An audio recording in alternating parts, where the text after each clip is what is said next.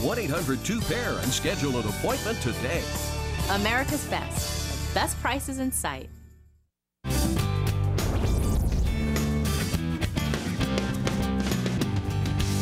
Welcome back to It's About You. We're going to talk about food allergies, so stop what you're reading right now and get some education here. Joining me, Dr. Richard Lavi is joining us, an allergist from the Allergy, Asthma, and Sinus Relief Center.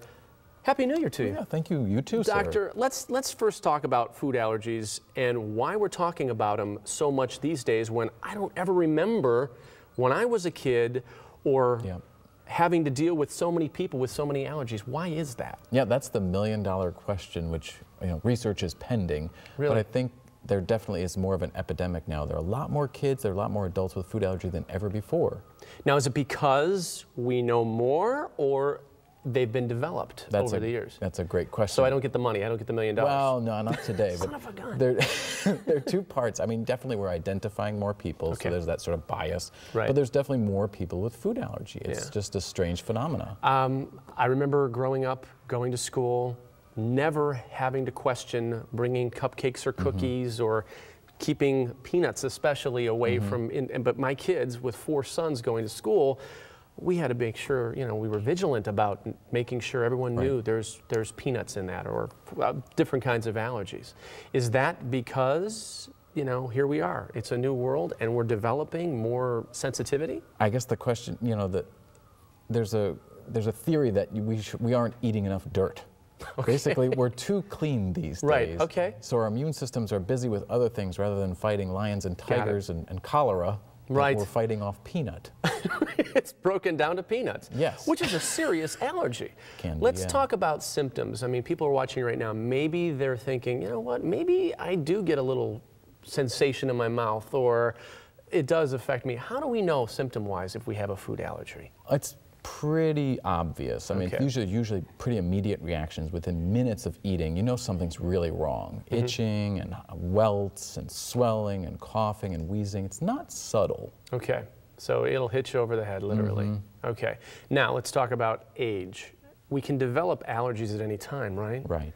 All right, and you can also work through them, correct? You can, like, if you have an allergy when you're 10 years old to, let's say, peanut or peanut butter, there's a good chance that maybe when you're older that allergy isn't in place anymore. For peanut, it's sort of sad. It's actually 10 to 15% chance you're going to outgrow it. Oh, really? That's still hope. Yeah. But there are other therapies available right now.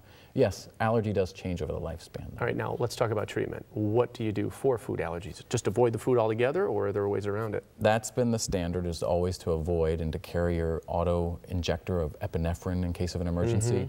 But now, we can actually offer desensitization. We can actually get people to tolerate things that they're really allergic to by giving it to them by mouth. Okay. Let me ask you this question, and hear me out because it's a little funky. You are allergic to a specific food, but when you have another food, it makes you react a different way because maybe the components of that one food is in another. Is that? Yeah, there are lots of similarities when things come down to it molecularly with foods. These proteins and sugars are shared, so you can have reactions to multiple things that are similar, but they don't look similar necessarily. Right, so one of the examples was a latex allergy.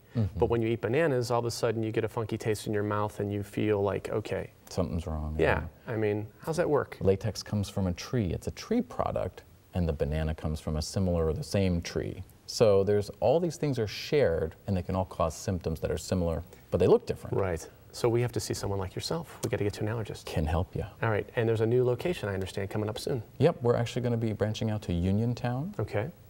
And when's that open? That's going to be open in February. In February? Excellent. So we're just about a month away. Yep.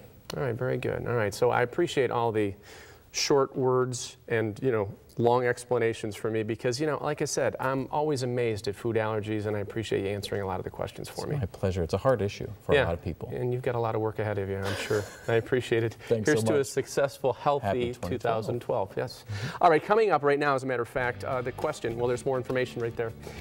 If you want to get in touch with this awesome doctor, it's 330-423-4444, and there's his website right in front of your face.